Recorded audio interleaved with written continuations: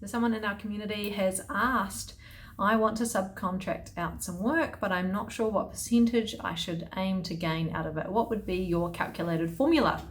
So I have a structure where I employ a number of team members, and I also have some contractors that I use. But my advice is definitely to use contractors as you start out, and even as a long-term strategy. Having a group of contractors that work for you just takes out all of the risk and hassle of having employees. I love my employees dearly, but it definitely does come at a cost. Obviously there are benefits, and the reason why I have employees is that I actually love having everyone come together in my office and having somewhere for me to go and be around all of my team. So yeah, that's why I've chosen to do that.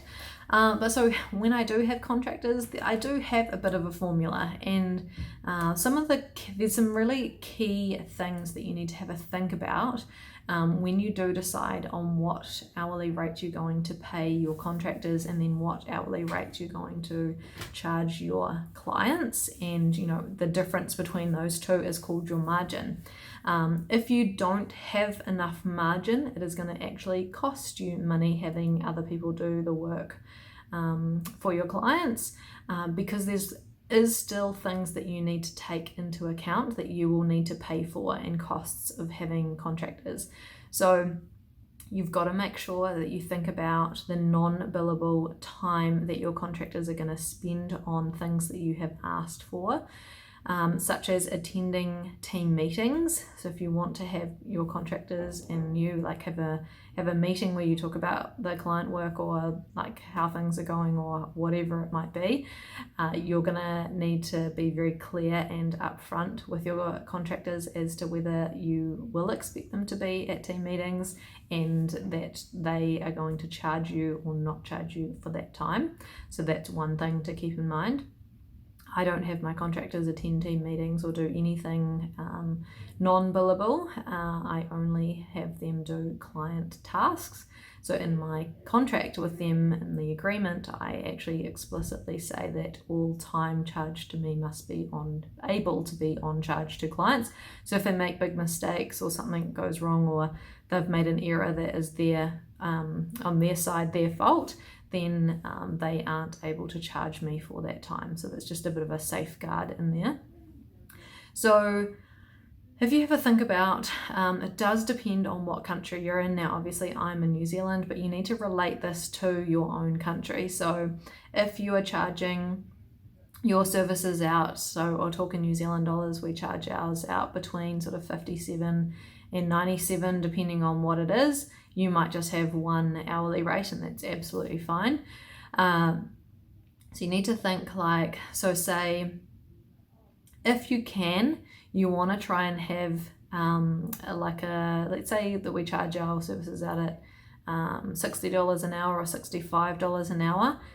Typically I'm then paying a contractor anywhere sort of between $25 to $40 an hour, depending on what specialty skills I need them to have, and what I can actually pay them, what's reasonable and what's fair. So I supply a harvest login, so I need to take that into account as well. So every time I add a new contractor into harvest so they can track their time, that means that I'm paying a user account for that, and I think it's $10 per month, so I need to take that into account. I also sometimes need to set them up with an email account, so you need to take that into account. If you can get away with not setting them up with an email, so let's say they are taking on a client that you have an email address that the client has set up for you that you use to do their work, then that contractor can just liaise with the client directly on that client's email. So that takes that cost out of it. But you might want to set them up with LastPass. If you're on a premium version of LastPass, then you want to consider whether you're going to be paying for that. But hopefully that's where you can keep the costs minimal. So time tracking. I also have task management actually. So we have Teamwork as our task management tool. And so every user that I add to Teamwork, I actually pay for that as well.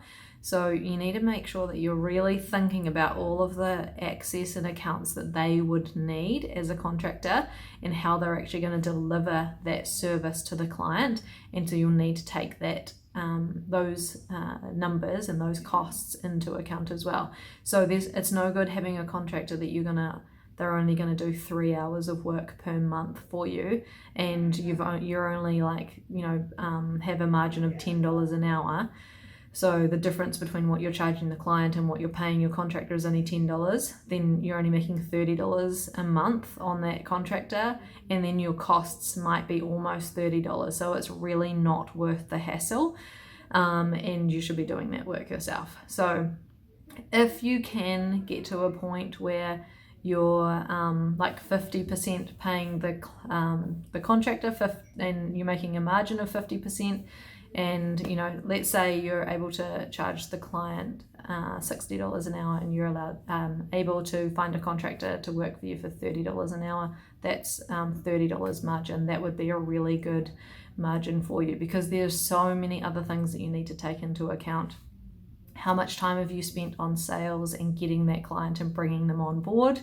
So you need to make sure that you've got that time covered. Like, are you communicating with the client and checking in on them, making sure that your contractor is doing a great job, getting all the contracts signed up and agreed, and interviewing, all sorts of things that will take your time, and you need to make sure that you're recovering that cost and making a profit by bringing on contractors into your business.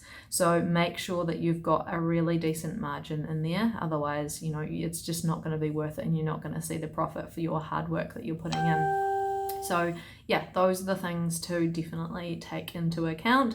But yeah, I would be trying to do a 50%. So of your charge to your hourly rate to your client, 50% needs to go to the contractor, 50% needs to come into your business. If you can try and work on those percentages, then that's really setting you up for a successful and profitable business.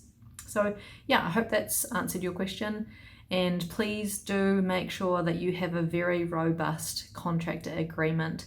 One of the key clauses that I have in both my terms of engagement with my client and my terms of my contract, my agreement with my contractor, is that the clients can't talk to my contractor about working for them direct, and my contractors can't talk to clients about working for them direct and then cutting you out of the equation.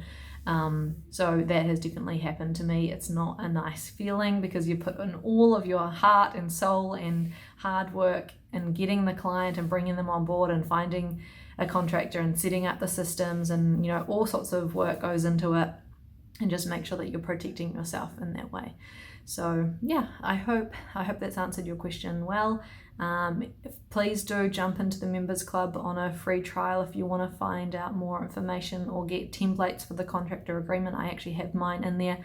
I have my actual terms of engagement with clients template also in there as well, and all sorts of other resources. So yeah, you can check it out for free for 7 days, and if you like it, then feel free to stay.